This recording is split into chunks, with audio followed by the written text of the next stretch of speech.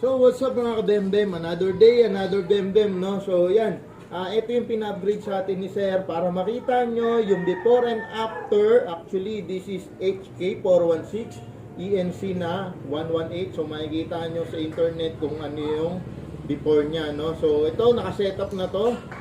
Bihis na to, naka-DMR style na rin. Mataas na rin FPS. Kung gusto nyo makita yung before at after, panoorin nyo sa YouTube channel namin, no? So ito, precision testing tayo. This is 550 FPS, no? So check natin, pinapa-zero to ni Sir. So check natin kung nag-zero, no?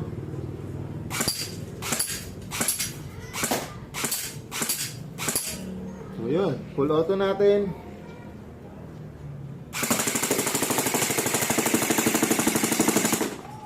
Sarap gamitin. Sarap silipin kasi may chick riser siya. So, this is Loot AR. Ayan. Ang ganda. Gustong dumiin ni Sir ng bat stock eh. So, yun.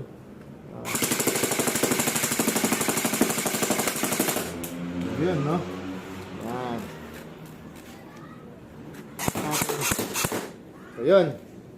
Maraming salamat, bossing. Sana matuwa ka rito sa ginawa natin, no? Bali, yun.